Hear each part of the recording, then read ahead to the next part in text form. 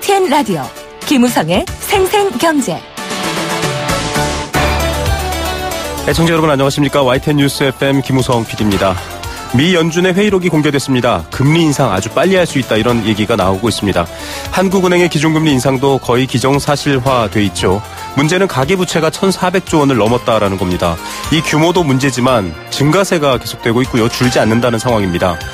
금리 인상과 가계부채 함께 맞물리게 되면 큰 혼란과 위기가 오지 않을까 이런 걱정을 낳고 있는데요. 이 관련 대비도 필요하다라는 얘기 있습니다. 전문가 연결해서 이야기 들어봅니다. 오늘 두 번째 인터뷰는 북한에 대한 경제 제재 이야기입니다. 미국이 사상 최고 수준의 경제 제재를 가하겠다 이렇게 얘기를 했고요. 해상교역 등 바닷길 대부분을 막았고 지도부의 통치 자금도 묶었습니다. 과연 이런 경제적 압박이 안보 위기를 풀고 북한을 협상 테이블로 끌고 나올 수 있을까요? 전문가와 함께 분석해봅니다. 오늘은 오랜만에 부동산 전망대 준비했습니다. 요즘 부동산 대책 이후에 부동산 시장에 대한 궁금증 많은데요. 다양한 흐름과 이야기들, 정보들 전해드리겠습니다. 2017년 11월 23일 목요일 김우성의 생생경제 지금 출발합니다.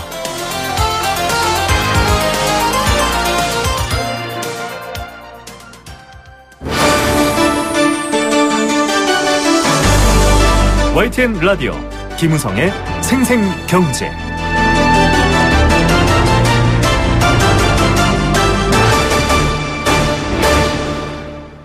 네, 가계부채, 우리 경제의 걱정거리, 그늘이다 이런 얘기 많이 들으셨죠. 그래서 정부도 대책도 내놓고 있고요. 특히 부동산과 연계해서 여러 가지 이 가계부채 관리 대책 만들어놨습니다. 그런데 증가세는 좀처럼 꺾이지 않고 있습니다. 여러 가지 보도도 나오고 있는 상황이지만 계속적으로 대출이 있는 상황이고요. 그 규모가 1,400조 원입니다. 이 의미는 또 어떤 게 있을지 한번 살펴봐야 될 것 같습니다. 증가율도 높고 또 기준금리 인상이나 국제적인 금융환경 변화 맞물리면 굉장히 부담이 되지 않을까 이런 걱정까지 나오고 있는 상황입니다. 전문가 연결해서 이야기 들어보겠습니다. 서울시립대 경영학부 윤창현 교수입니다. 교수님 안녕하십니까? 예, 안녕하십니까? 네, 교수님 가계부채 1,400조 원. 예. 어마어마한 돈입니다만 이걸 어떤 의미로 저희가 정확히 이해할까요? 글쎄요, 이제 경제가 그동안 또 이제 좀 어렵다 하면서 조금씩 회복이 되고 있는데요. 네. 금리가 지금 이제 한 1.25%니까 좀 낮은 편입니다. 네. 네, 금리가 낮다는 거는 이제 통화량이 좀 많이 풀리고 있다는 뜻이거든요. 네. 네, 통화량이 늘어나면은 뭐 어쩔 수 없이 예금 대출이 늘어나기 때문에 어떻게 보면 이제 이런 그 가계대출의 증가가 뭐 다양한 형태로 짚을 수는 있습니다만 완화적 통화정책 기조가 나은 어떤 그 결과라고 볼 수 있을 것 같고. 네. 네, 또 하나 이제 부동산, 아까 뭐 부동산 얘기도 해주셨습니다. 네네. 부동산과 자영업 문제, 우리 경제가 또 자영업이 굉장히 많습니다.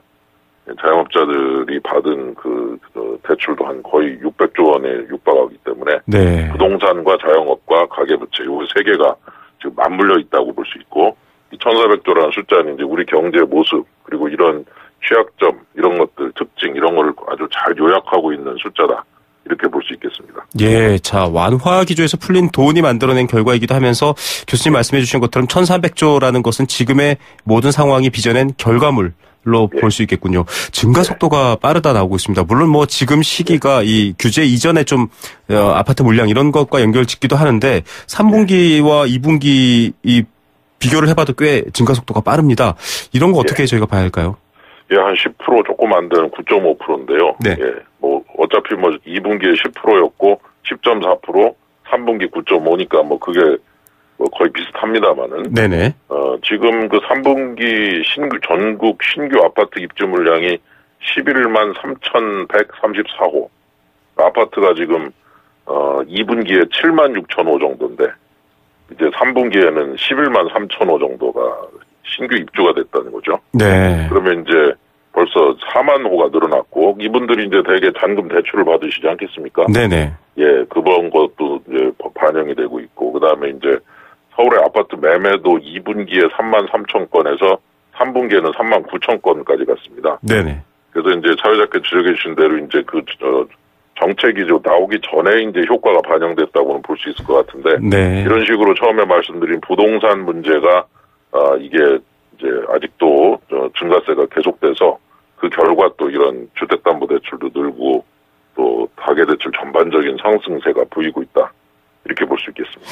네. 지금 뭐 정부가 가계부채 대책도 내놓고 있고 또 여러 이렇게 경제 분야 뉴스에서도 지적을 하고 있는데 좀 걱정되는 바가 이거 통제가 안 되는 상황인 건가 이런 의문을 가진 분들이 있습니다. 대책이 안 먹히고 있나 이런 우려도 있을 텐데 어떻게 보십니까, 교수님? 예, 우선 뭐 조금 시간을 좀 줘야 될 것 같아요. 그래서 네네. 이제 지금 뭐 나오는 분석들 보면은 이제 올해 이런 대책이 있고 그리고 이제 금리 문제가 또 있지 않습니까? 모두에 지적을 해주셨습니다만. 네네. 예, 그래서 이런 것들이 이제 골고루 작동을 하고 나서 한 몇 달 지나야 되니까 결국 한 내년 정도는 돼야 조금 이제 약발이 나타나지 않겠느냐. 네. 이런 그 지적들이 나오니까 아직 뭐 정부 정책이 뭐 문제가 있다 이렇게 얘기하긴 하기 이른 것 같고요. 다만 이제 뭐 아까도 말씀드린 대로 10%대였다가 9%로 증가율이 떨어졌다는 거. 그래서 네. 조금 이제 나아질 기미가 보이는 거 아니냐 뭐 이런 조심스러운 분석도 나오지만 뭐 아직은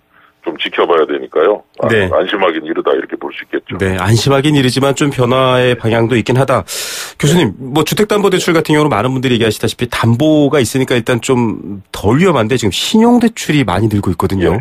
이 부분이 뭐 앞서 금리 얘기도 잠시 또 언급해 주셨지만 이 신용대출 늘어나는 부분들 좀 위험할 수 있다. 특히 이게 주택담보대출의 풍선 효과적 측면도 있다. 이런 우려까지 나옵니다. 어떻게 봐야 될까요? 예, 맞는 것 같습니다. 제가 볼 때는요,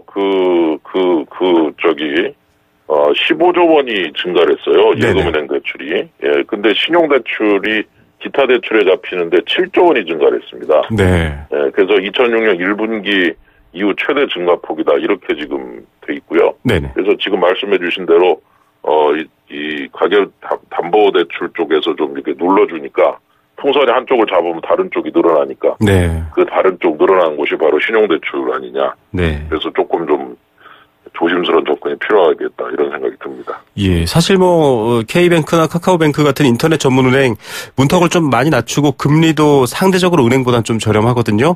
이런 그렇죠. 것들 때문에 좀 신용대출로 더 몰리고 있다 이런 지적도 있는데 어떻게 보십니까? 예, 맞습니다. 지금 그 3분기 인터넷 전문은행 이제 뭐 영업 시작한 지 얼마 안 됐지만 벌써 기타 대출이 2조 7천억 늘었어요, 여기서만. 네. 그러니까 이제 7조 늘어난 중에서 한 3조 가까이가 인터넷 전문은행 쪽이니까. 그렇습니다. 사실 뭐 지금 소비자들께서 돈은 필요하고 또 주택담보대출 조금 좀 강화되니까 이쪽으로 가서 풍선 효과가 여러 가지로 나타나고 있는 신용대출로 가고 또 인터넷 전문은행 쪽으로 가고 이렇게 해서 늘어나는 것이 이제 생각보다 확 그냥 잡혀지질 않는. 네네. 계속해서 조금씩 늘어날 여지가 있는 이런 부분이 보이고 있다 이렇게 볼 수가 있겠습니다.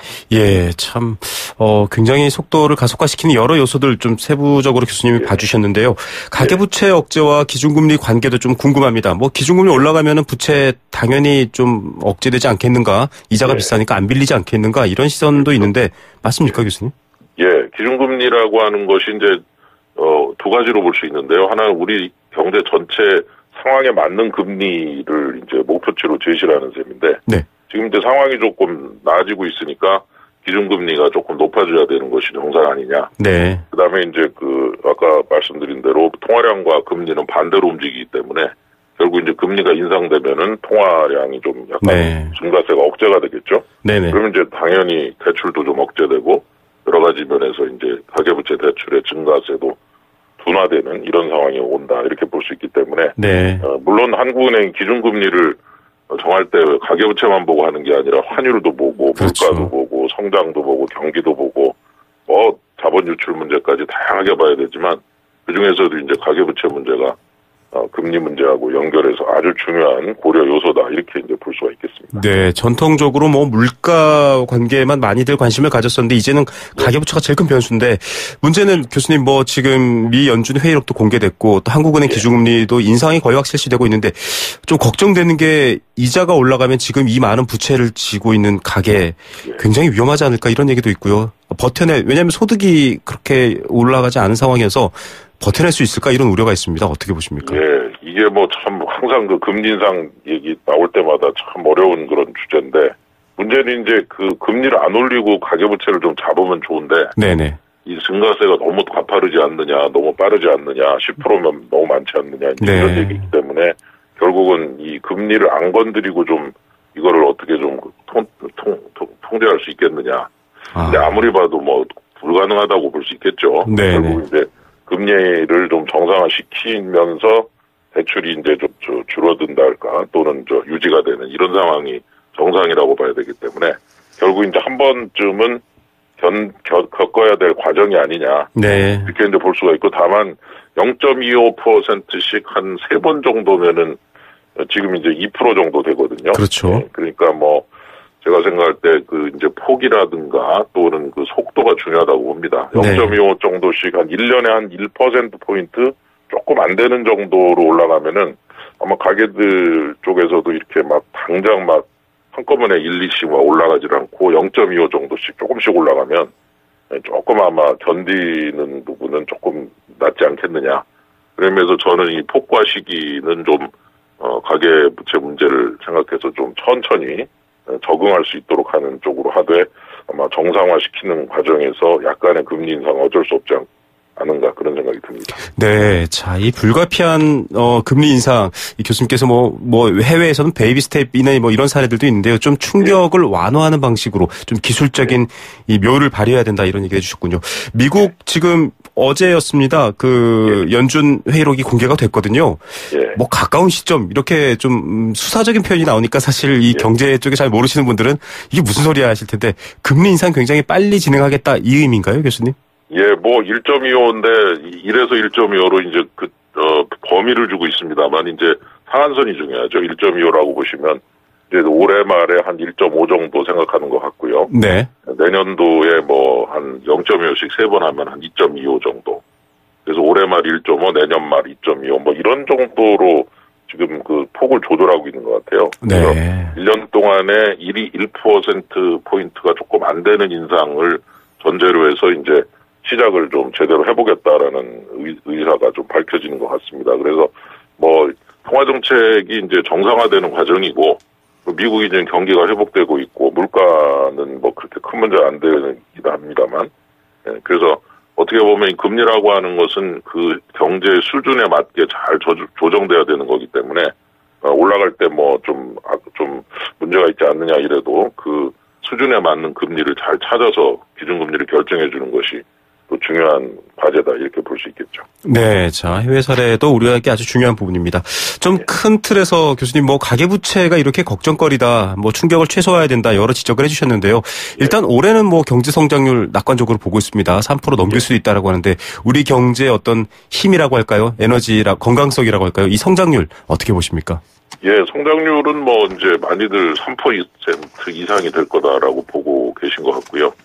저도 그렇게 보고 있습니다만 이제 2018년은 또 조금 그거보다는 낮아질 거다 이런 얘기도 있습니다. 한 2.8 정도 보고 있는 것 같고요. 네. 그래서 뭐 가계부채가 이제 사실 이게 한꺼번에 확 줄이거나 없앨 수는 없는 거기 때문에 가계부채와 더불어 살아가야 되는 것이 우리 경제 현재 운명이라고 볼 수 있는 것이고 결국 이제 중요한 것은 크기도 중요하지만 그 증가 속도 그리고 그 폭 이런 것들의 속도나 폭의 문제를 잘 컨트롤하면서 잘 관리하면서 이 경제 운영에 있어서 이 부분을 위험 요인이 되지 않도록 하는 그래서 자영업과 가계부채와 또 이런 부동산 문제가 완만하게 큰 문제 없이 관리되는 이게 이제 우리 경제의 목표 중에 하나라고 볼 수 있기 때문에 성장은 이 가계부채와 함께 이 관리를 하면서 가는 것이다 이렇게 볼 수 있겠습니다.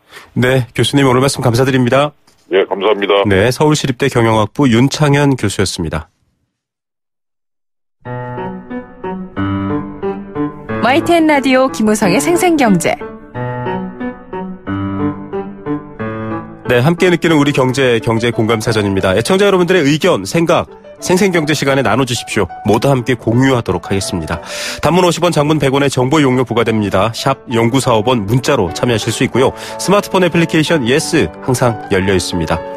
참여해 주시면 추첨을 통해서 도심 속 꿈의 놀이터 일산 원마운트에서 워터파크 스노우파크 이용권 선물로 드리고 있습니다. 오늘의 공감사전, 오늘 날짜와 중요하게 관련이 지어지는 주제인데요. 바로 대학 수학능력 시험입니다. 줄여서 수능 이렇게 이야기하죠. 사실 제가 수능 1세대이기도 한데요. 대학 입시 위주로 이루어지는 고등학교 교육을 좀 정상화하자 이런 취지로 도입된 입시 제도입니다. 1994년도에 처음 시행됐고요. 지금까지 시행되고 있습니다. 좀 통합적인 공부를 해라, 사고력을 높여라 이런 요구를 하고 있는데요. 입시 부담도 좀 줄어들면서 여러 가지 이 수험생들의 선택권을 넓히겠다 이런 얘기가 있습니다. 하지만 역시 대입시험은 대입 시험이죠. 여러 가지 엄격한 채점원과 또 관리를 하고 있지만 수능, 전국에 있는 많은 학생들에게 아직은 좀 부담되는 게 사실입니다. 해외처럼 자격 시험이 아니고요. 그 자체가 경쟁을 해서 이 점수에 따라서 서로 이득이 달라지기 때문에 그런 거겠죠. 2018학년도 시험은 영어를 제외한 모든 영역이 2017학년도 시험과 같다고 합니다. 영어에는 이번에 절대평가가 도입됐죠. 아직 수능 열심히 학생들 치고 있는 상황일 겁니다. 지금 수능 친 학생들 자기가 노력한 만큼 좋은 결과 얻길 바라고요. 또 이 수능 치는데 보낸 가족분들, 어머니, 아버지, 또 형제분들, 친척분들 너무 마음 쓰지 마시고요. 좋은 결과로 유래해 주시기 바랍니다. 오늘의 공감사전은 수능입니다. 수능에 대한 여러분들의 생각 보내주십시오.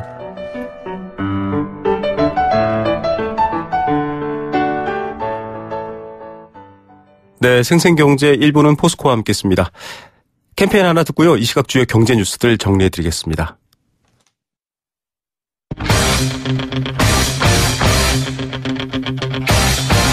지금 가장 뜨거운 경제 소식. 경제 톱 뉴스.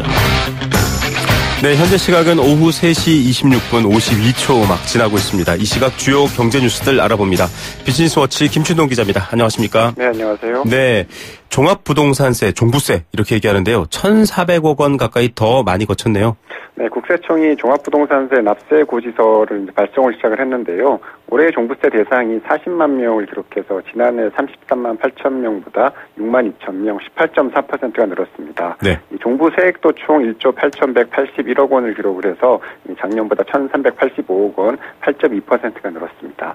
이 종부세는 이 공시가격 기준으로 주택 자산 합산액이 6억 원, 1세대 1주택자는 9억 원을 넘으면 대상이 되고요. 토지는 이 종합합산 토지액이 5억 원, 이 별도 합산 토지액이 8억 원을 초과한 경우에 해당이 됩니다.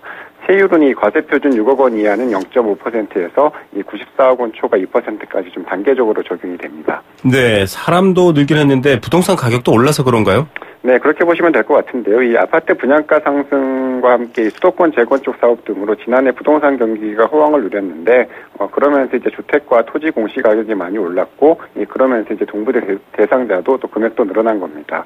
실제로 올해 1월 1일 기준으로 이 전국의 아파트와 연립주택 등 공동주택의 공시 가격을 보니까 지난해보다 4.4%가 올랐고요. 이 토지의 공시 가격인 이 표준지 공시지가도 평균 4.94% 올랐습니다.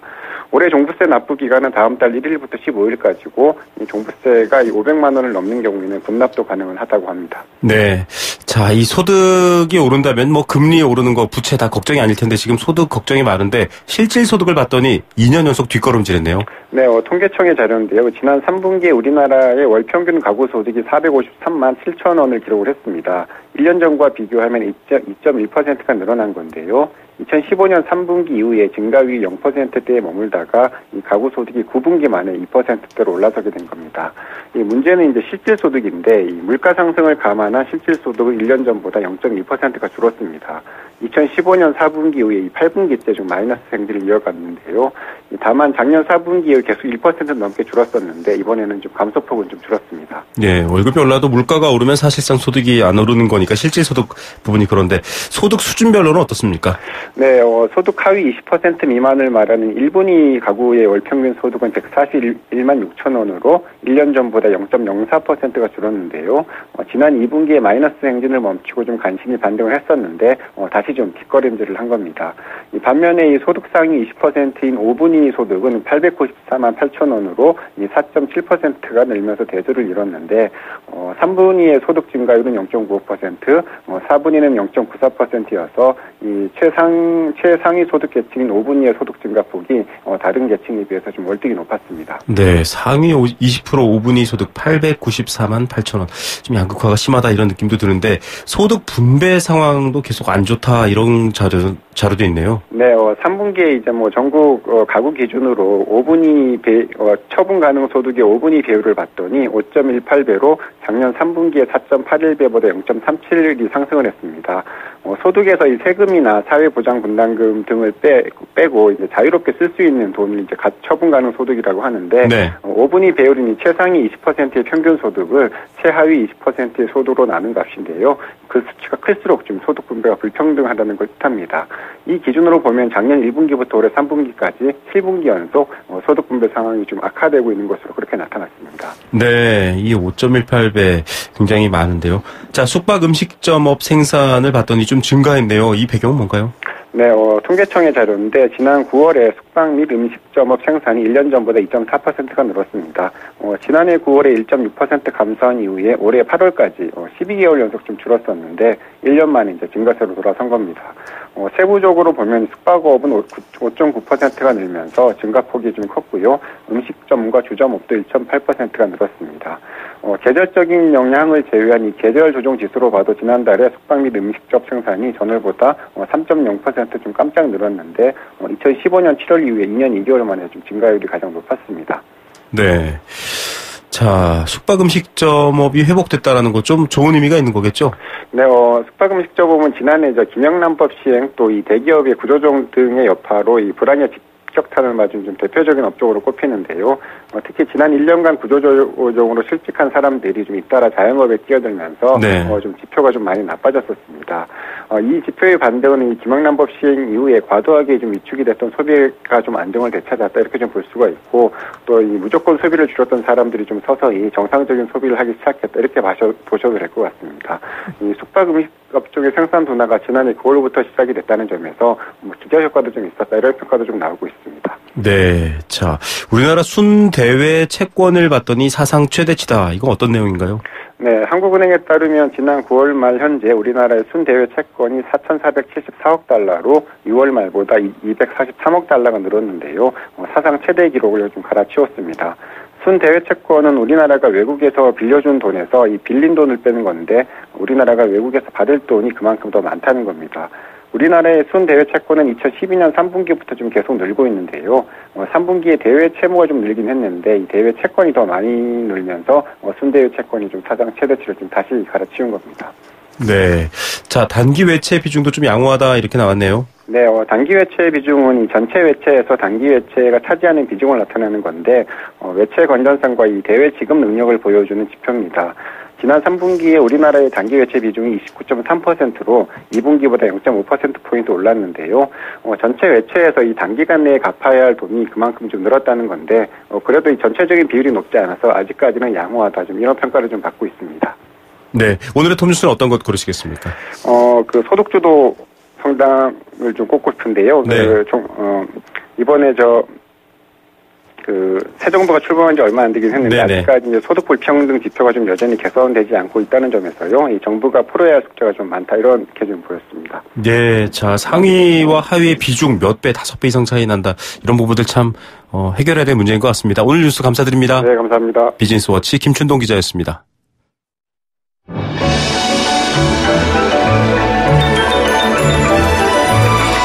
오늘의 경제를 들여다보는 시원한 창. YTN 라디오 김우성의 생생경제 생생인터뷰. 네, 두 번째 생생 인터뷰 보내드립니다. 어제 판문점 JSA 공동경비구역 내에서 북한군 귀순하고 있는 CCTV 공개됐죠. 많은 분들이 정말 긴장과 충격으로 이 영상 봤을 겁니다.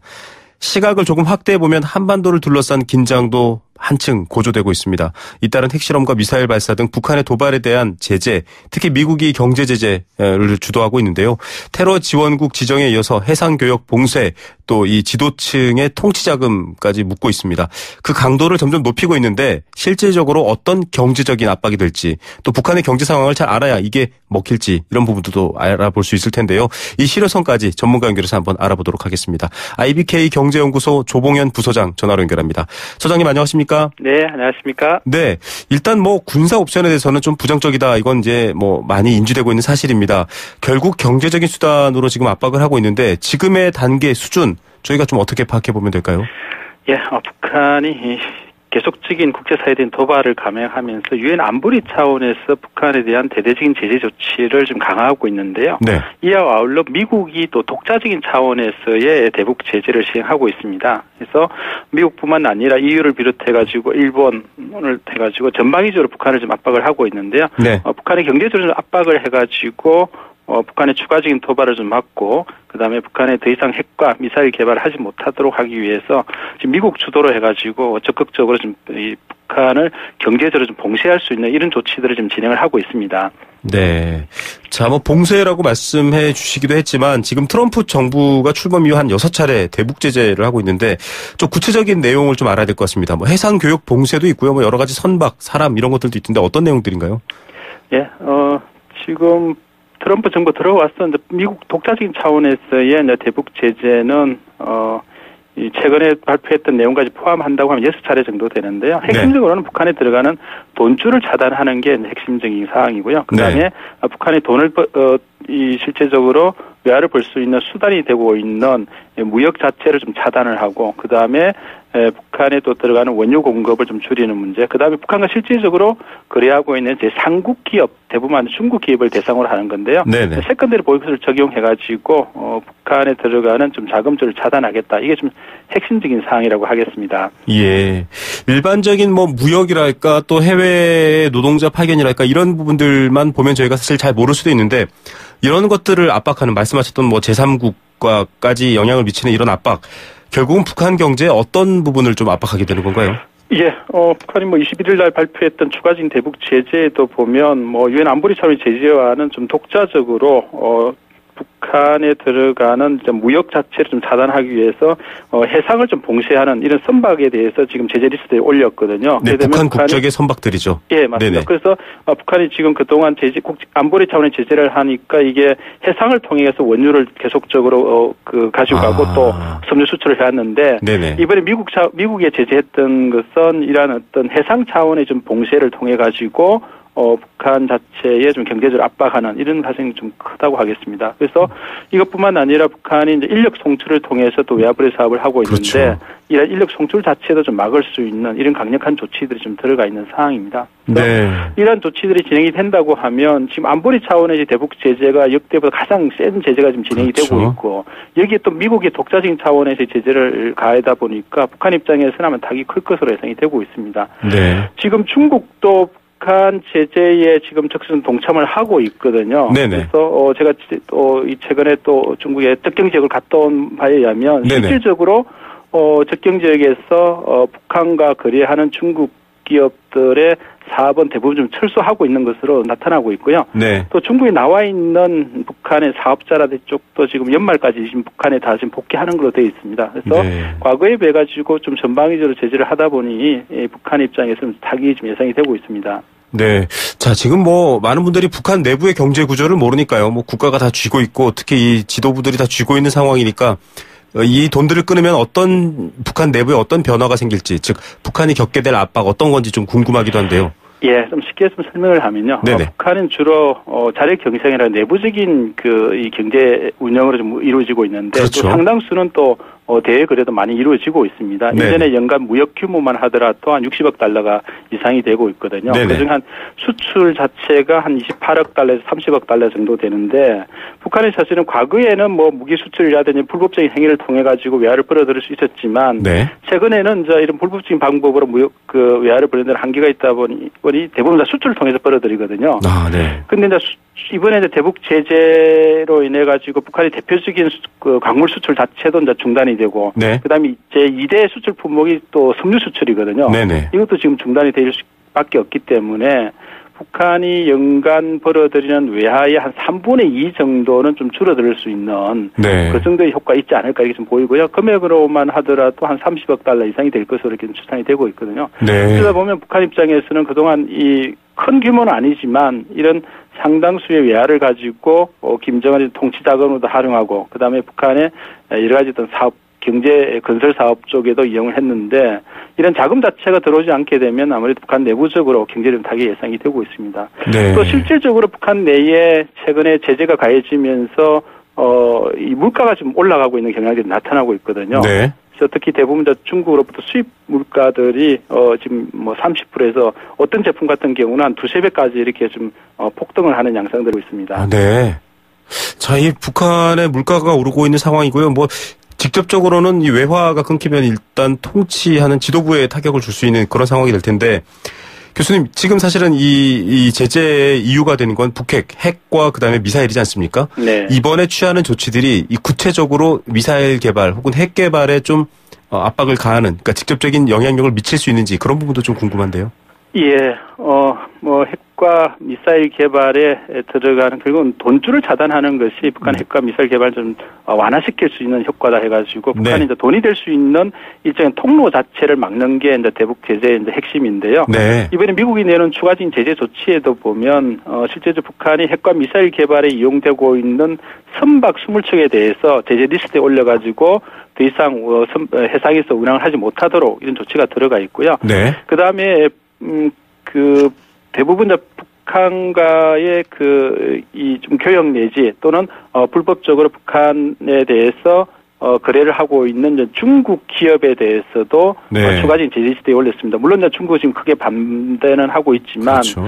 이런 여러 가지 제안을 함으로써 자연스럽게 북한이 외부로부터 자금이나 그다음에 기술, 부품 등을 조달해가지고 핵과 미사일 개발에 사용했는데 이런 쪽에 아무래도 좀 타격을 줌으로써 핵과 미사일 개발에 완화시키는 데도 좀 효과가 있지 않을까 이렇게 전망이 보고 있습니다. 네. 자, 지금 중국 얘기 여러 번 지적해 주셨는데 지금 소장님 말씀하신 것처럼 해상의 대부분이 막혀 있다라고 하면 결국은 이제 중국밖에 안 뚫려 있는 상황인데요. 이 북한의 숨통이 거기만 열려 있는 상황인데 지금 앞서 말씀하셨던 것처럼 중국인, 중국 기관, 단둥 지역에 있는 중국 기업들 여기까지 지금 제재가 가해지고 있습니다. 이 미중 관계가 굉장히 껄끄러워지면 사실 이 북핵 문제나 혹은 한반도 정세가 좀 꼬이지 않을까 걱정도 되는데 어떻게 봐야 될까요? 예, 미국의 독자적인 대북 제재 조치를 하니까 중국 입장에서는 중국조차도 오만을 느낀다 이렇게 좀 반대를 좀 하고 있거든요. 네. 그러니까 미국이 북한에 대한 제재하는 것은 중국 입장이 이해를 하지만 이 중국 기업에 대해서 직접적으로 또 제재를 하니까 중국 입장에서는 좀 반발을 좀 하고 있는 것으로 보입니다. 그렇지만 또 실제로 북한 무역의 거의 90% 정도를 중국에 의존하고 있기 때문에 중국이 대북 제재에 적극적으로 참여하지 않으면 제재 효과 자체는 떨어질 수밖에 없기 때문에 그렇죠. 미국은 결국은 중국을 압박을 할 수밖에 없다 이렇게 볼 수 있을 것 같습니다. 네. 그래서 최근에 이제 트럼프 중국 방문하고 하면서 미국과 중국 간에 다소 관계가 회복되는 움직임이 있는데 이러한 어떤 중국 기업에 대한 미국이 또 추가적인 제재 조치를 하면서 또 양국 간에 좀 새로운 또 갈등으로 일어날 그런 가능성이 있다고 하겠습니다. 네. 자, 이거 20여 개국이 현재 참여하고 있고 최대 압박 작전 이런 표현들이 지금 기사에 나오고 있습니다. 그런데 앞서 소장님께서 말씀해 주셨지만 자력경생 이런 특징이 있지 않습니까, 북한이? 네. 또 꽁꽁 고난의 행군 같은 그런 뭐랄까요? 그러니까 밖에서 아무리 압박을 해도 또 그렇게 내부적으로 버티기를 할 수도 있지 않나, 결국 효과가 없지 않나 이런 걱정도 있는데 어떻게 보십니까? 예, 최근에 북한 내에 여러 가지 언론 매체를 보고 또 김정은 위원장도 언급하는 거 보면 자력 경쟁을 많이 이야기를 하고 있습니다. 제재 국면에서 이 문제를 해결할 수 있는 방법은 주민들의 노력 동원하고 북한 스스로 이런 어떤 돌파할 수 있는 차원에서 지금 대대적으로 좀 자력 경쟁을 강조를 하고 있는데요. 네네. 제재에 대한 효과는 나타나겠지만 또 북한 입장에서는 최근에 시장 현상들이 많이 나타나고 있습니다. 시장화가 좀 확산이 되고 있거든요. 주민들이 장마당을 통해서 여러 가지 지금 살아가는 이런 방법들을 찾고 있기 때문에 네. 대북 제재가 가해지더라도 북한 내에 있어서의 경제 부분은 타격은 있겠지만 또 그렇게 북한이 완전히 경제적으로 굉장히 어려워가지고 실제적으로 국제사회가 요구하는 형태로 나오기는 쉽지 않을 걸로 보입니다. 네. 작년도에 북한의 경제 성장률만 하더라도 3.9% 정도였거든요. 네. 그래서 이런 제재 자체가 가해지면 경제 성장률 자체가 마이너스는 떨어질 수는 있지만 과거 90년대처럼 고난의 행국까지는 가지 않을 걸로 좀 예상이 되고 있고요. 네.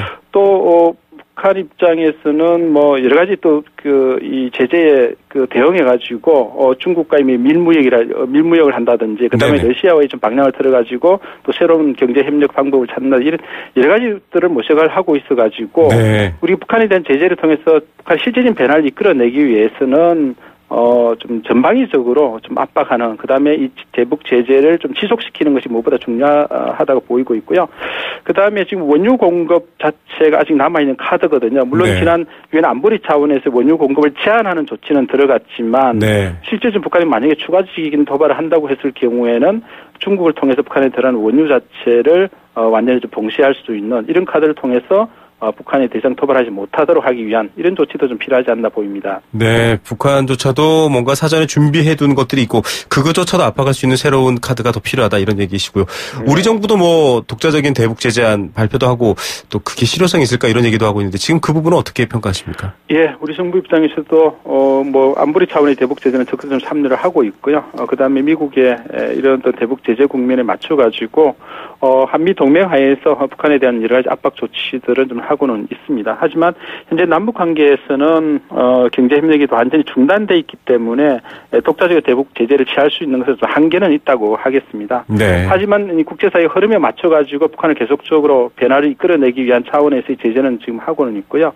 또 한편에서는 이 남북 관계를 또 안정적으로 관리해 나가는 것도 우리 정부의 또 무엇보다 중요한 하나의 과제이기 때문에 네. 대북 제재에 적극적으로 참여를 하더라도 역시 남북 관계의 대화의 문은 계속 열려 있어가지고 남북 관계를 좀 풀어낼 수 있는 그런 측면에서 또 대화와 협력은 모색해 나가고 있는 것으로 보입니다. 네, 소장님 오늘 말씀 감사드립니다. 네, 감사합니다. 네, IBK 경제연구소 조봉현 부소장이었습니다.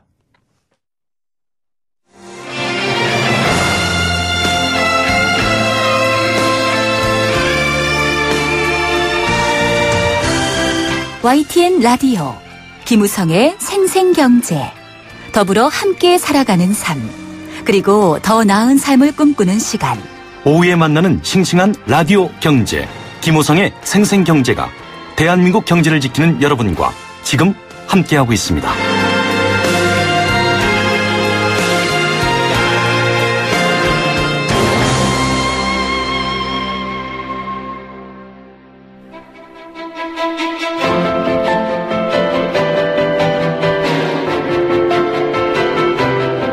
부동산 어디로 가고 있는지 시원하게 보여드립니다. 생생경제 부동산 전망대. 네, 오랜만에 부동산 소식 전하는 부동산 전망대 다시 한번 올라와 봤습니다. 부동산 대책 이후에 사실 뭐 시장에 대해서 여러 사람들끼리 이야기 나눕니다. 집값 떨어지니 올라가니 어떻게 되는 거니 뭐 어떤 게 유리하니 불리하니 이런 얘기들 굉장히 많이 나누시죠. 좀 어떤 동향이 있는지 또 문제점들은 없는지 살펴보는 시간 오늘 마련했습니다. 부동산 전망대 리얼투데이 장재현 리서치 팀장 연결합니다. 안녕하십니까? 예, 안녕하세요. 네, 저희도 한번 인터뷰를 한 적이 있는데 역전세난 우려가 나오고 있습니다. 다시 말해서 뭐 집에 들어올 사람을 못 찾아서 난리다 이건데 네. 경기 남부권에서는 뭐 분양가보다 낮은 아파트도 나오고 있고요. 또 서울은 다르고 지금 어떤 상황이 전개되고 있는 건가요?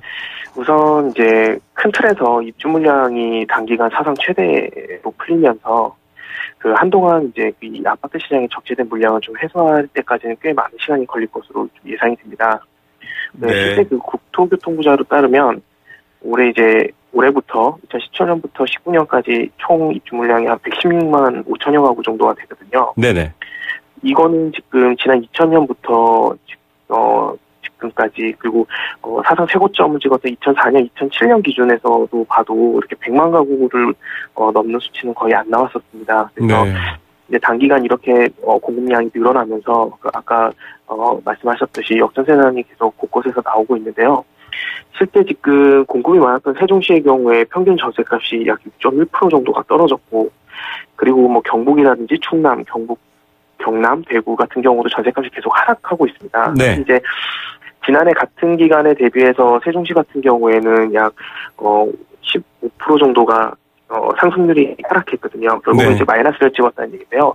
그만큼 이제 세종 같은 경우에는 공급량이 많았고, 특히 충남 같은 경우에는 2015년에 뭐 한 1만 2천 가구, 그 다음에 지난해 2만 2천 가구에서 총 한 4만여 가구 정도가 3년 연속으로 공급이 되고 있기 때문에 이런 점들이 조금 어떤 전세 시장의 역전세난으로 영향을 많이 미치는 것 같습니다.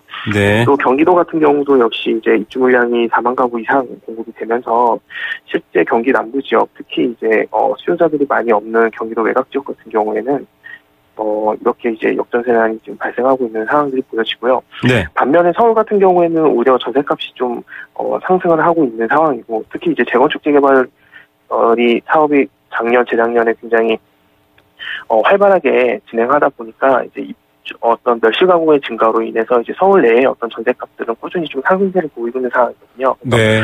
이런 점들을 봤을 때 이제 서울을 제외한 이제 경기도라든지 부산이라든지 세종 지역들 같은 경우, 특히 이제 영남권 지역은 이제 대구나 부산 같은 경우, 또 울산 이런 데서 공급이 굉장히 많았지 않습니까? 이제 이런 지역들 같은 경우 이제 입주 물량들이 서서히 입주가 시작되면서 이런 역전세 현상이 조금씩 보이고 있는 상황입니다. 네, 참 상황이 좀 복잡하다 이런 얘기가 나오고 있을 법도 하네요. 전문가들도 이렇게 얘기를 합니다. 현 정부의 정책에 대척점에 있거나 혹은 동의하시는 분들이나 관계없이 모두 다 내년 혹은 내후년 좀 기다렸다가 집을 구하는 게 낫다 이런 얘기들 하시더라고요. 네네. 또 집 가진 분들은 좀 생각이 다르시고요. 이거 네, 어떻게 봐야 될까요? 네. 일단은 중요한 게 이제 올해 이제 얼마 남지 않은 상황에서 좀 큰 변화가 있을 것 같습니다. 왜냐하면 내년부터 일단 DTI 제도를 좀 계산한 신 DTI가 시행되고, 그렇죠. 또 내년 하반기부터는 또 DSR이 시작이 되면서 결국엔 이제 대출을 좀 옥죄면서 이제 돈을 빌리기가 좀 어려운 상황이 되거든요. 네. 그리고 내년 상반기에는 또 다주택자, 양도세, 중과세가 시작이 되면서 이제 보유세는 아니지만 어쨌든 매도를 했을 때 이제 양도 차익이 크게 발생하는 어떤 그런 세금들이 좀 늘어나고 있는 상황이고요. 또 분양시장도 내년부터는 이제 허브에서 중도금 대출에 대한 보증 한도를 수도권은 6억에서 5억으로 좀 하향 조정하면서 네네. 중도금에 대한, 그러니까 중도금 대출에 대한 집단 대출도 이제 쉽지 않은 상황입니다. 그래서 아마 12월 한 달 정도 남은 이 상황에서 이제 분양 물량이 갑자기 급증하는 것도 이제 이런 어떤 중도금 대출을 좀 피하기 위해서 건설사들이 네. 좀 서둘러서 분양을 하고 있는 상황인데요. 그러다 보니까 이제 내년에 아마 공급이 이렇게 입주 물량이 많은 상황에다가 가계 대출 상황까지 이제 어느 정도 돈줄을 옥죄면서 이제 수요자들이 시장에서 많이 좀 위축될 거다라는 예상들이 되고 있고요. 그러다 네. 보면 결국에는 이제 대출을 잡고 그다음에 대출금리까지 상승한다고 전망들이 많이 나오고 있기 때문에 네. 이런 점들이 결국은 집값이 어느 정도 좀 하향 조정되는 원인들 중에 하나거든요. 그래서 네. 이런 것들을 봤을 때 내년 전망은 조금 그렇게 밝지는 않다라고 생각이 되고, 다만 이제 수요자들은 이제 연말에 좀 집중이 될 거라고 생각됩니다. 아무래도 대출을 받기도 좀 쉽고, 그 다음에 대출금리도 어느 정도 좀 낮아진 어떤 연말에 분양 물량도 많이 공급되고 있기 때문에, 오히려 이제 2017년 이제 한 달 정도 남은 이 시점에서 좀 수요자들이 많이 움직이지 않을까, 이렇게 생각이 됩니다. 예, 정말 시기에 따라 워낙에 상황이 달라진다 이런 거고요. 많은 분들이 걱정하는 게 지금 가계 부채가 1,400조가 넘는데요. 금리까지 오르고 있습니다. 문제는 담보대출 같은 경우에는 집값이 떨어지면 이게 사실은 금리 오르는 것보다 더 큰 걱정이다 이런 얘기도 나오는데, 전체적인 흐름, 이게 사실은 전국 평균이나 서울 평균만 해도 평균은 사실 크게 와닿지 않는 수치긴 한데 어떻습니까? 집값이 좀 떨어질 거다 이런 전망에 대해서는 어떻게 평가하십니까? 글쎄요, 실제 장기적으로 봤을 때 집값이 떨어진다는 건 조금 어려운 상황인 것 같고요. 특히 네. 이제 서울이나 수도권 같은 경우에는 워낙 인구들이 이쪽에 많이 집중되기 때문에 실제 중소형 주택들이나 어떤 수요자들이 많은 지역들 같은 경우에는 집값이 떨어지기는 좀 어려운 상황입니다. 다만 이제 단기적으로 봤을 때는 과거에 2010년 금융위기나 2007년 이후 최고점 찍은 후에 아파트 가격이 어느 정도 하락한 지역들, 특히 이제 막 입주가 시작되는 신도시라든지 경제자유구역 같은 경우에는 분양가보다도 아파트 가격이 좀 하락하는 경우도 많이 생겼거든요. 네. 돌이켜 보자면 지금도 이제 경기 남부권이라든지 그다음에 서부권 그다음에 동부권 이렇게 입주가 많이 시작되는 택지지구 같은 경우에는 단기간 입주 물량이 많이 몰리면서 어느 정도 집값이 조정될 가능성은 충분히 있다고 보여집니다. 네, 참. 예, 이런 상황도 참 걱정이군요. 고령화가 진행되고 있어서 사실은 집 한 채 가지신 분들 주택연금 얘기 저희가 많이 알려드렸는데 토지연금도 있다고요? 어떤 건지 좀 잠깐 소개 부탁드립니다. 이제 LH가 이제 2019년부터 토지연금제를 좀 도입하기로 했는데, 이거 같은 경우에는 이제 지금 현재 진행하고 있는 어떤 영모기지론 상품은 아닙니다. 그러니까 쉽게 얘기해서 지금 주택이나 농지연금은 이제 주택이나 농지를 담보로 해서 은행에서 다달이 연금처럼 대출을 해주는 상품인데, 지금 이제 2019년부터 LH가 진행하는 토지연금제 같은 경우에는 아예 LH가 토지를 아예 주인에게 사들인다는 그런 어떤 의미고요. 대신 이제 이거를 5년, 7년, 10년 이렇게 일정 기간을 좀 나눠서 이제 토지를 매입한다는 겁니다. 그래서 과거에 농사를 짓는다거나 혹은 어떤 자녀가 있는 고령층 같은 경우에는 땅을 한꺼번에 좀 자식들로 인해서 팔게 된다든가 혹은 그 부동산에 대한 부분들이 갑자기 없어지면서 이제 어느 정도 고령화됐음에도 불구하고 어떤 생활이 위축되는 경우가 많이 있었거든요. 이제 그런 부분들을 조금 해결하기 위해서 이제 토지연금 제도를 실시하는 거고, 그래서 토지를 LH가 분할로 상환하면서 자산의 어떤 운영 경험이 없이도 안정된 어떤 노후 자산을 운영할 수 있게끔 땅을 좀 쪼개서 어떤 사는 제도라고 보면 됩니다. 네, 자, 농민분들이나 혹은 주택 말고 토지를 갖고 계신 분들 좀 알아보시면 좋을 것 같습니다. LH에서 진행한다고 하니까요. 확인해 보시기 바랍니다. 오늘 소식 감사합니다. 네, 고맙습니다. 네, 부동산 전망대 리얼투데이 장재현 리서치 팀장이었습니다. 네, 생생경제 포스코와 함께했습니다. 좀 대가를 치르더라도 집값은 잡아야 되지 않나요? 구익사님 의견 주시는데요. 감사드립니다. 여러 가지로 복잡한 상황이지만 또 잘 지켜보고 생각하고 또 진지하게 움직인다면 기회는 올 것 같습니다. 저희도 내일 오후 3시 10분 다시 찾아오겠습니다. 김우성의 생생경제였습니다.